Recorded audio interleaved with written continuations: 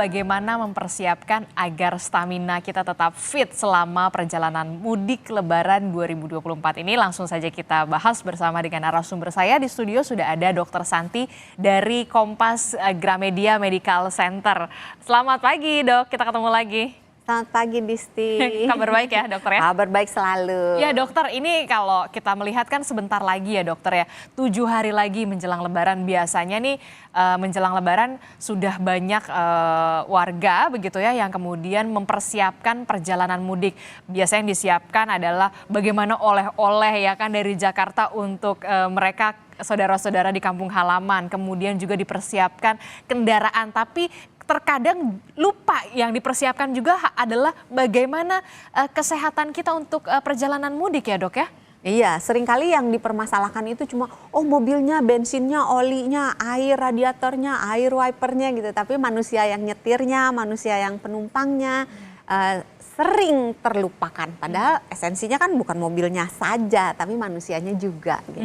Jadi yang harus dipersiapkan tidak hanya kendaraan, kemudian juga uang angpaunya juga jangan lupa. Kemudian juga oleh-olehnya, tapi juga kemudian kesehatan bagi pengemudi dan juga anggota keluarga yang melakukan perjalanan mudik ya dok ya? Iya betul. Nah, apa sebenarnya yang harus dipersiapkan? Pertama dulu dok, untuk keluarga yang melakukan perjalanan mudik, untuk menggunakan kendaraan pribadi dulu deh dok.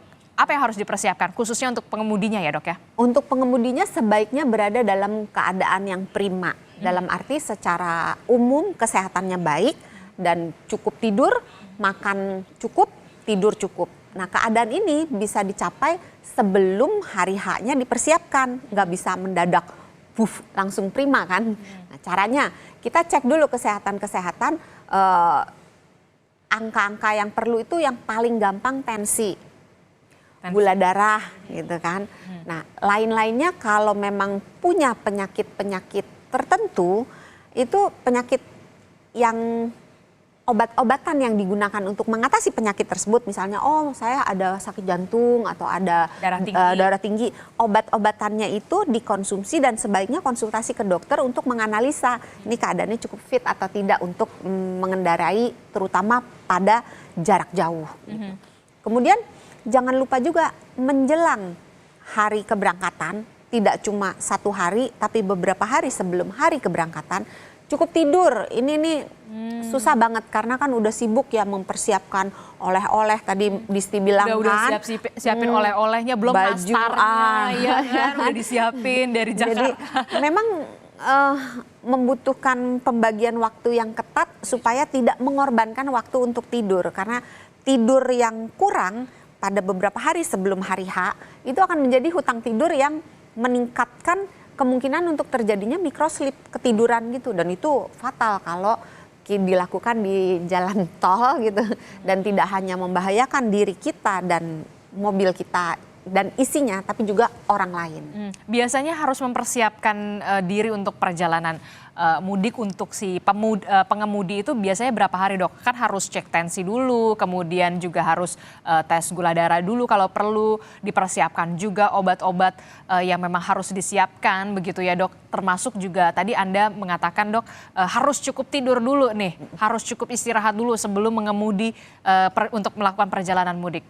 Iya. Berapa hari dok biasanya dipersiapkan? Kalau dihitung harinya eksak berapa hari agak sulit karena kesehatan orang kan berbeda-beda. Pada umumnya orang yang bugar itu lebih cepat mengadaptasi untuk beraktivitas, nyetir dan sebagainya yang dibutuhkan dalam tanda kutip lembur gitu. Kan kalau kita nyetir sepanjang hari itu kan hitungannya seperti lembur gitu ya. Tapi kalau orang yang tidak punya kebugaran yang cukup, diperlukan waktu yang lebih lama. Nah kebugaran ini sama seperti kesehatan dasar kita itu nggak bisa mendadak sebetulnya. Itu berbulan-bulan bahkan bisa bertahun-tahun kalau kita menjaga tubuh kita dengan baik baru terbentuk kebugaran gitu. Tapi setidaknya ya sekitar 1 minggu sampai 2 minggu sebelumnya udah mulailah pola makannya, hidupnya. pola hidupnya diperbaiki, makannya yang benar. Terus kalau misalnya buka puasa dan sahur, cobalah pemilihan jenis makanan yang benar, mencukupi kebutuhan cairan dan tidur. Jangan lupa tidur itu seringkali di zaman sekarang itu dikorbankan gitu. Yang lainnya bisa tidak dikorbankan, tapi tidur seringkali dikorbankan untuk mengerjakan hal-hal yang lainnya. Ini umum banget ini. Jadi benar-benar istirahat yang cukup, tidur begitu ya dok ya? 8 betul. jam? Tidur berbeda-beda pada setiap orang gitu. Ada yang membutuhkan 7 jam, ada yang 8, ada yang 9, ada juga yang di bawah 7 jam, ada yang di atas 9 jam. Tapi pada umumnya sebagian besar manusia dewasa itu butuh 7 sampai 9 jam.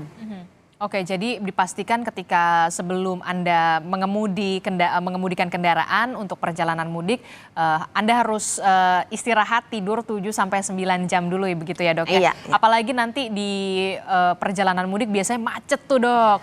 Nah, ini tadi kita sudah membahas soal bagaimana yang mengemudi gitu kan untuk kendaraan pribadi. Lalu bagaimana kalau anggota keluarga ini sudah punya anak, masih bayi, balita.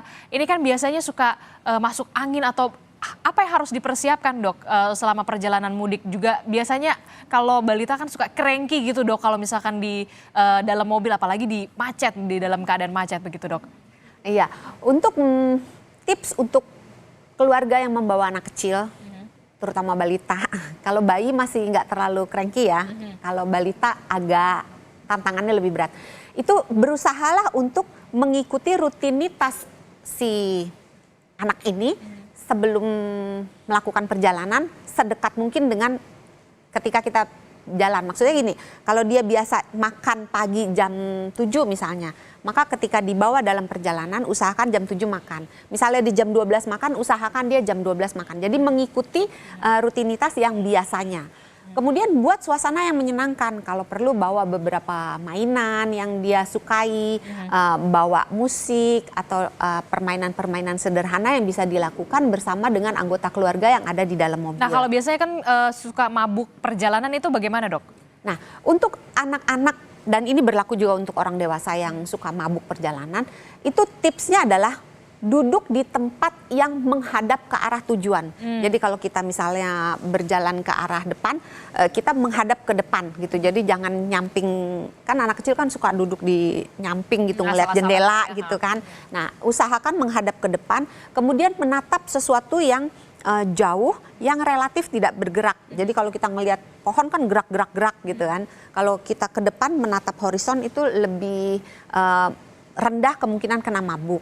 Kemudian jangan lupa sebelum pergi, selama perjalanan dan sesudah pergi mendekati tujuan itu jangan mengisi perut terlalu penuh.